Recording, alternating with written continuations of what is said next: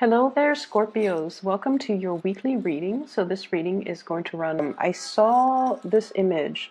So I'm looking at this guy. He's probably in his, I don't know, 30s, 40s. And he's at a blackjack table. So he's sort of like right here facing me. And it seems almost like I'm looking through the perspective of a blackjack dealer. And I'm not familiar with card games, but I believe that's the game where you have to, all the cards have to add up to 21. And you want to get closest to 21, as close to the number 21 as possible. And you're betting, and you're playing against the dealer pretty much. And I see this man, he's got like already 4 cards that are in front of him. And he's saying like, hit me. And then the dealer gives him another card. And it's still a small card. It might have been a 3 or a 4 that was dealt. And then he says, hit me again. And he says it again. So when I saw this image, I immediately thought that you're taking a big chance, you're taking a big risk because you feel like the gamble is worth it. It's almost like you're calling somebody's bluff, or you are doing something where there are a lot of risk involved, but there's also a huge payout involved as well. So you're kind of weighing out, these options. Like, if I don't do it, I would have gained nothing. But if I do it, there might be a little bit of a loss if I lose, but I could win really, really big if I do it. So if I take this risk, it will really pay out for me. So that's what it feels like. But the weird thing is, I didn't see any chips on the table. I didn't see any type of money being exchanged. So I don't feel like this is a monetary risk. I just don't get that element. But for some of you, it very well could be a risky, like a financially risky endeavor that you're undertaking. But I just feel like this is something a little bit more from the heart, which is, a gamble on relationships, a gamble on love, a gamble on something that you feel deep down. It's almost like calling somebody else's bluff, okay? So when I translate that message into the cards, some of the things that I'm picking up here is there's definitely communication between you and another person. And I feel like the communication has to be very, very, very well thought out. And the communication has to be very tact. So it's almost like you're sitting there trying to communicate with another person. And I almost feel like this element, you guys are naturally very cautious to begin with. And I literally see like somebody typing an email or texting and spending a lot of time making sure that the wording is just perfect. Spending a lot of time making sure that, everything is spelled out correctly, everything is grammatically correct, that there are correct punctuations, there are correct numbers and figures and things like that. So there is something that you're doing very meticulously, that you're doing with the utmost care because somebody else is going to review it or somebody else is going to read it. So I feel almost like this element about, wanting to communicate with somebody, measuring your words, weighing out the word choice, weighing out what you're going to say, and being extra careful about how you come across and how the other person is going to receive your message. It's almost like wondering, is this the right tone that I should use? Is this the right way in which I should communicate? Am I getting my point across? So you're really reassessing this piece of communication that you're sending off to somebody. And what I feel here, we do have, let me see. We do have 2 people that you're dealing heavily with for this week. I have here the King of Swords. So this is an air sign, Aquarius, Gemini, and Libra. And then I have the Queen of Cups, Pisces, Cancer, Scorpio. So these 2 figures will be very, very prominent in your life for this week at least. And what I feel is there is somebody that is they come across almost like they're always analyzing things. They might tend to overanalyze, and they might, they're very intelligent, but I almost feel like they're a little bit more on the pessimistic end, okay? They're sort of like, oh, it's not going to work out. We should have a plan B. So in a way, they're very cautious as well, but I feel like they err a little bit more on the pessimistic end. And so they don't really do anything rushing right in. They're not impulsive. They take their time whenever they're confronted with a problem, whenever they're confronted with a crossroads, or whenever they communicate. So I feel like they're very measured, very methodical, and extremely, extremely like analytical. And they could read something and analyze it to death. Or they could like look at one situation and come up with like multiple scenarios where things can potentially play out, or where things can potentially go right, or where things can potentially go wrong. So I feel like this is almost like a strategist. It's somebody that has a lot of insights, a lot of foresight, and also they plan for every possible scenario. And so when you're dealing with this person, I feel almost like they're giving you a lot of different scenarios for you to mull over, for you to analyze. And I feel like in a way, dealing with them can be very refreshing for you, because I feel like a lot of the times you guys do, get really stuck. It's almost like that tunnel vision. You want to have things a certain way, and especially when you have an emotional pull towards something, it's almost like you trust your intuition so much that you're like, nothing can go wrong. My intuition is really pulling me in this direction. So I feel like that's where I'm meant to go. Okay, and this is you going for something. This is the Knight of Cups, and I feel like this is more your energy. Going passionately towards something, seeing something that you like, it triggers your senses. And you're just like, that's it. My intuition, my heart is telling me to go this way. There's nothing here that indicates otherwise, so I'm going to go for it. But I feel like this person is telling you, yeah, but if you do this, there are all these other things that you have to consider. And I almost feel like you deal with things that are in front of you, whereas this person deals with things almost from like a bird's eye view. They're looking at the totality of a situation. And they're like, well, if you take that route, further down the line, there's going to be some blockages. Whereas if you take this route, it's a little bit more circuitous. It's not as straightforward, but you can circumvent this potential pitfall. So you're dealing with somebody who is like that, and that's why your communication has to be very, very methodical and very measured. I feel for some of you, this is almost like a person that you're trying to please. Okay, so when I say that, I feel like you care about this person. You're emotionally there's some type of an emotional investment here. Because honestly, when you don't care about somebody, you don't care you don't care about their opinions, and you don't care how they perceive you. You just don't care. But I feel like you do care, and that's why you do things in such a measured way, because you want to please this person, and you want to, it's almost like you respect them. And so their opinions matters a lot to you. Their advice, their counsel, their opinions, whatever they say, it matters a lot to you. So that's what I'm seeing here. And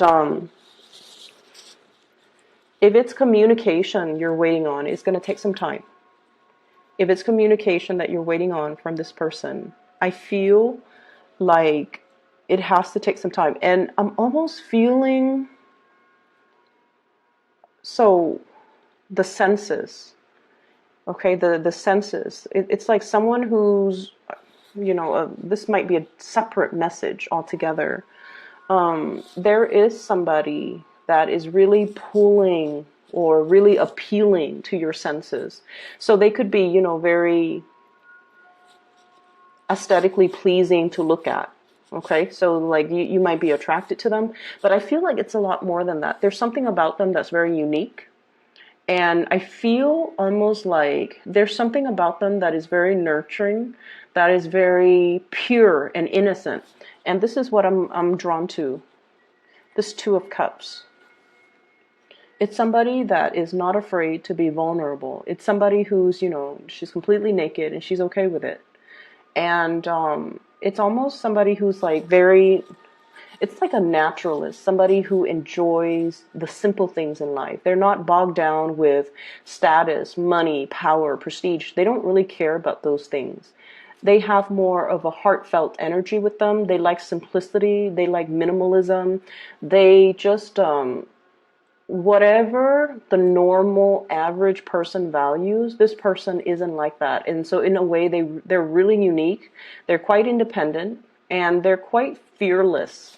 And I feel like that's why you're really drawn to this person. Um,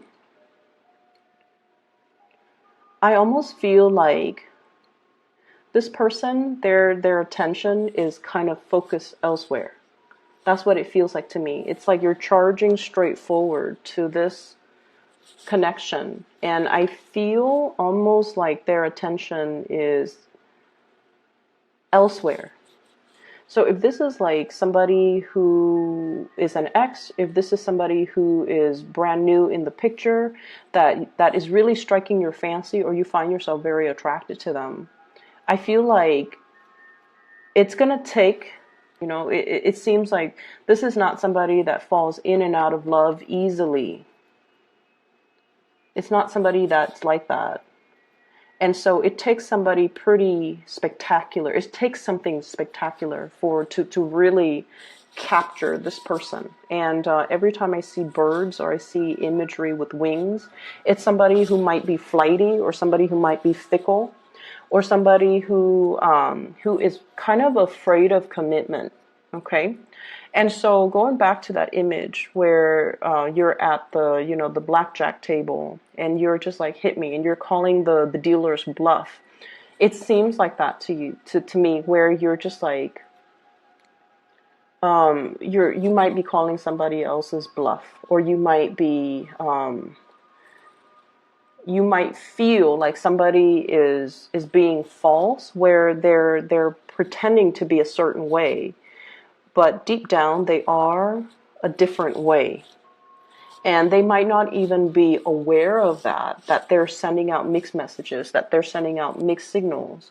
But I feel like you guys can really, you have really keen intuition, and you can kind of splice at the truth. And you can, within like 5 minutes of meeting somebody, really analyze them, even without meaning to, you can kind of like sum them up, and you would be very accurate with your assessment as well. But I just see this situation where it's almost like you might have it in your emotions that they are a specific way. And once you're set, your emotions are set, it's really hard for you to see outside of that framework. And this is true of all fixed signs.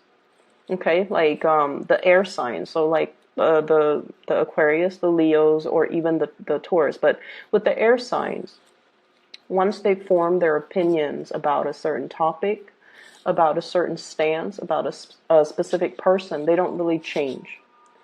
Okay, and then I feel like that's the same way with Taurus. Once they're fixed on a course of action, they don't deviate. And then I feel like, once again, you're at that blackjack table. It seems like you're accumulating a lot of cards and you're taking a huge gamble. And it's almost like, anytime now, it's going to be a bust. It's going to exceed that 21 mark. But you're willing to bet. You're willing to go forward. So it's almost like the reality of the situation is you kind of need to stop while you're ahead. But then I feel almost like something is telling you to keep going. And if this is a work situation, I would say be very, very careful about, trying to do something on your own. Having somebody to kind of step in, especially that strategist that's telling you, wait a minute, you've already like got 4 or 5 cards. Anytime now it's going to be a bust. So why don't you quit while you're ahead, or let me assist you. Let me give you a different strategy so that you can do it the right way. Okay. So A lot of the times too with Scorpios, I just feel like, you guys do have a lot of pride.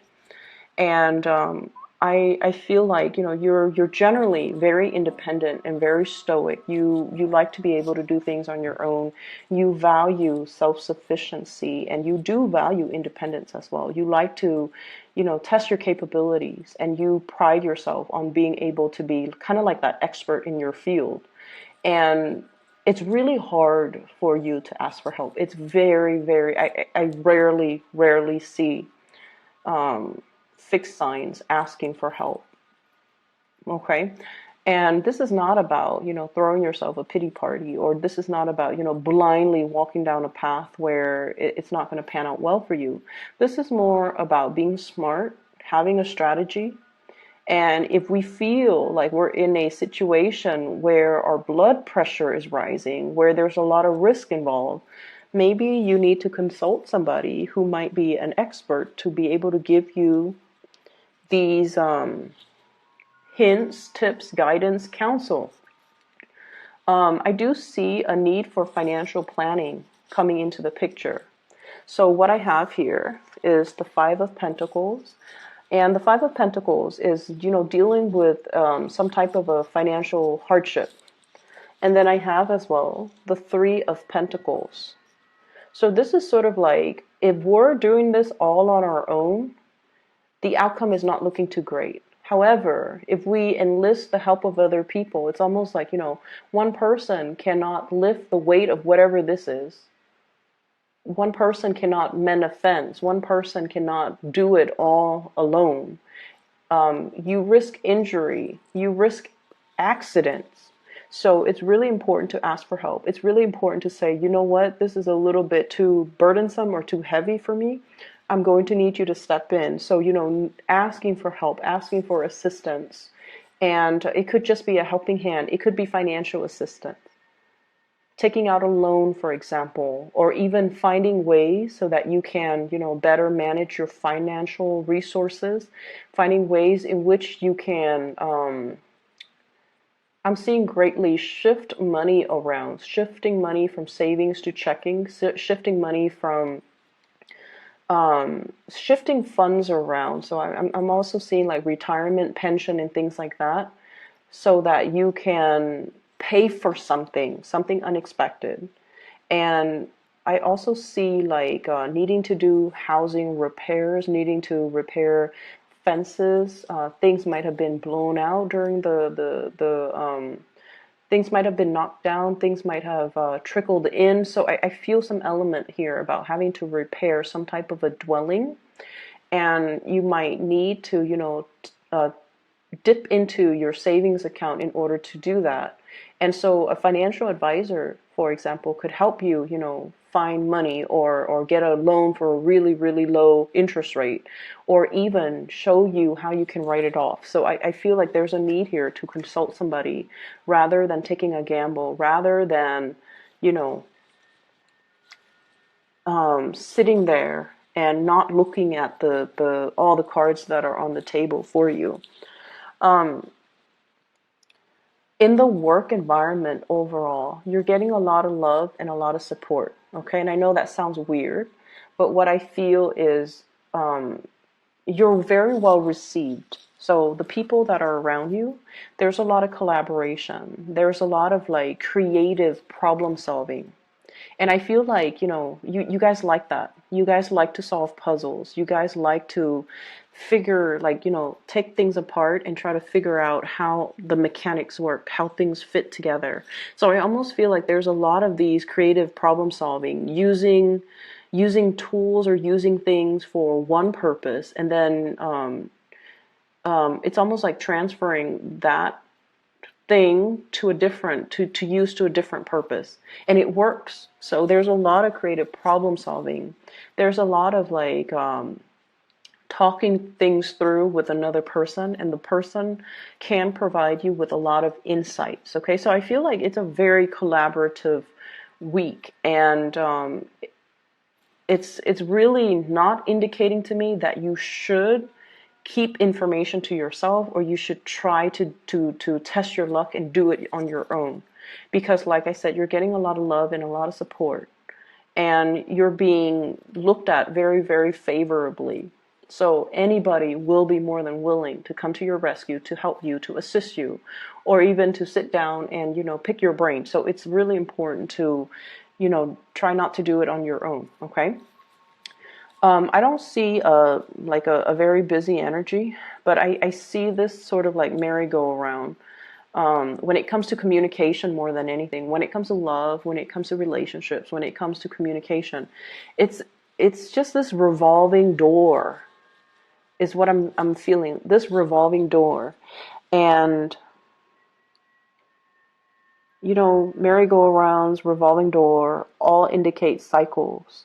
All indicates like a situation that is very monotonous, that we want to get off. Like you just want it to end. You just want the ride to end so that you can get off and then like try a different ride. So there might be a situation where things are a little bit monotonous, where things are a little bit dry, where things are a little bit stale, and you might not feel like your heart is in it anymore. And then there's definitely another connection here, I feel, that's really pulling you in a different direction. Okay? But I just feel like you have to be a lot quicker when you act. That's what it seems like to me. What I have here, and these are two major arcana cards, so let me just talk about them. This is the Justice, and this is the Chariot. So both of these are major arcana cards. And what it's saying to me here is when something is right, it doesn't have to feel so hard, okay?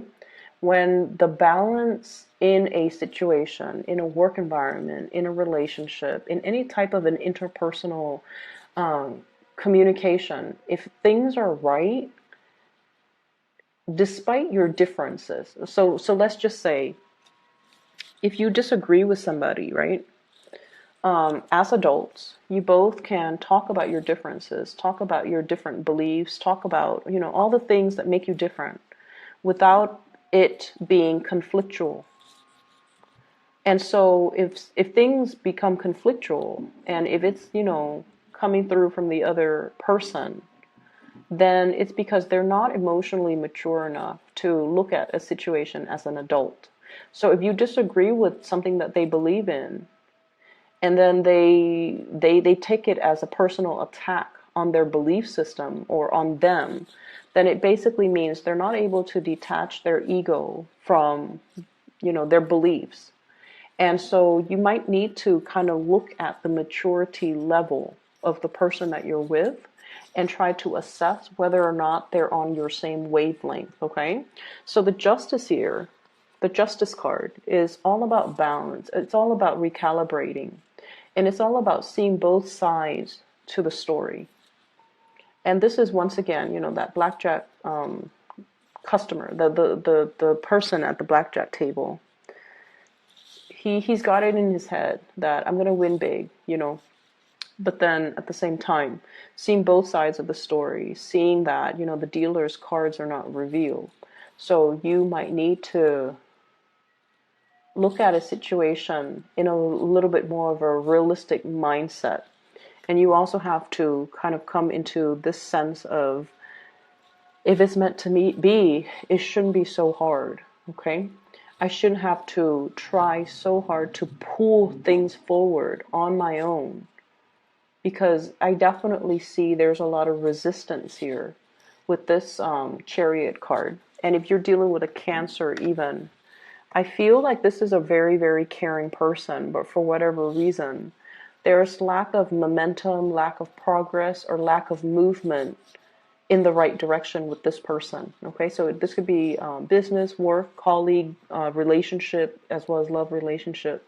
There's lack of consensus. There's lack of like common ideologies. The traditional Rider-Waite deck depicts the Chariot as two people that are very, very different from each other, and they're trying to move in the same direction. And it's strange because this deck is not showing me the horses with two different colors. It's showing the same color, And it shows me as well, you potentially could be dealing with another water sign, but for whatever reason, your interests, your goals, your life path, or the things that you're trying to pursue might not be in alignment with one another. All right. So I'm going to leave it at that.